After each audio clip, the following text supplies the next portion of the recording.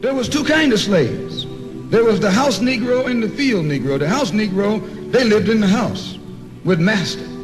They dressed pretty good. They ate good because they ate his food, what he left. And they loved their master more than the master loved himself. If the master said, we got a good house here, the house Negro said, yeah, we got a good house here. Whenever the master said we, he said we. That's how you can tell a house Negro. If the master's house caught on fire, the house Negro would fight harder to put the blaze out than the master would. If the master got sick, the house Negro would say, what's the matter, boss? We sick, we sick.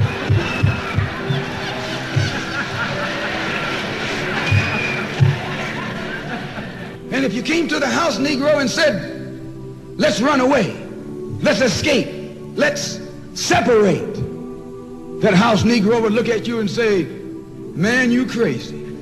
What you mean separate? Where is there a better house than this?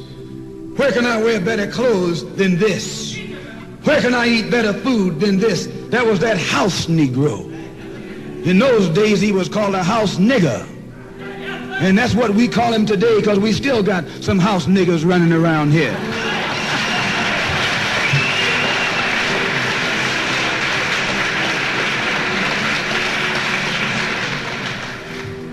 On that same plantation, there was the field Negro.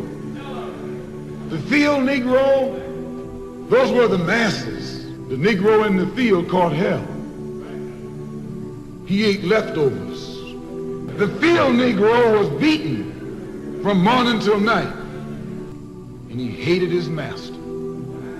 I say he hated his master. He was intelligent. That house Negro loved his master. But that field Negro, remember, they were in the majority, and they hated the master. When the house caught on fire, he didn't try and put it out. That field Negro prayed for a wind, for a breeze. When the master got sick, the field Negro prayed that he died. If someone come to the field Negro and said, let's separate, let's run, he didn't say, where are we going? He said, any place is better than here.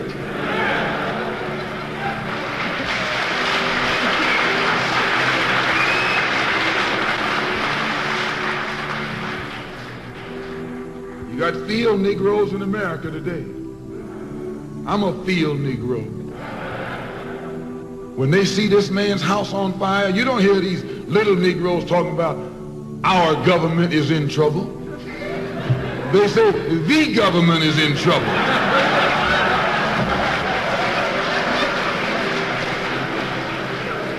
Just as the slave master in that day used Tom, the house Negro, to keep the field Negroes in check, the same old slave master today has Negroes who are nothing but modern Uncle Toms, 20th century Uncle Toms, to keep you and me in check, keep us under control, keep us passive and peaceful and nonviolent. That's Tom making you nonviolent. It's like when you go to the dentist and the man is going to take your tooth.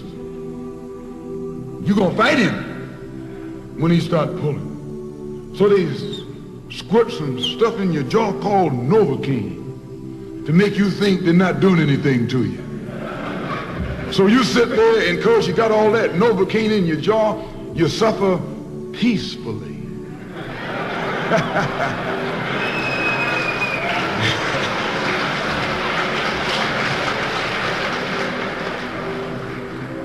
Blood running all down your jaw, and you don't know what's happening because someone has taught you to suffer peacefully.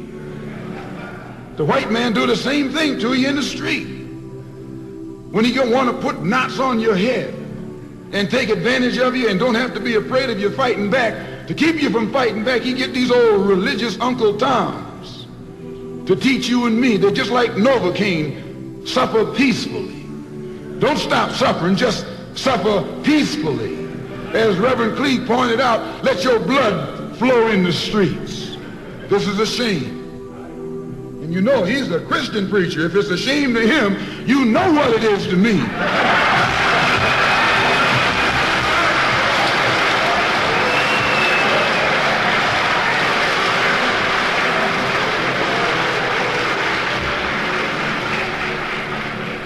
Because nothing in our book, the Quran, teaches us to suffer peacefully.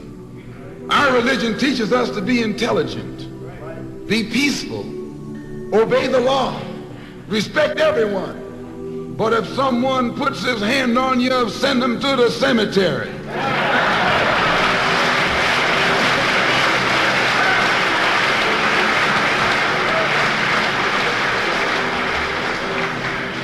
That's a good religion. In fact, that's that old-time religion.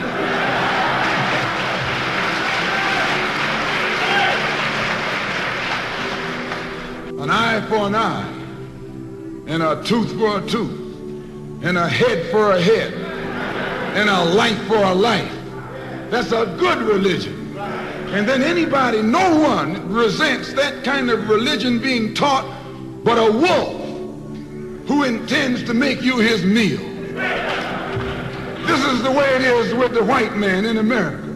He's a wolf, and you are sheep. Anytime a shepherd, a pastor, teach you and me not to run from the white man, and at the same time teach us don't fight the white man, he's a traitor.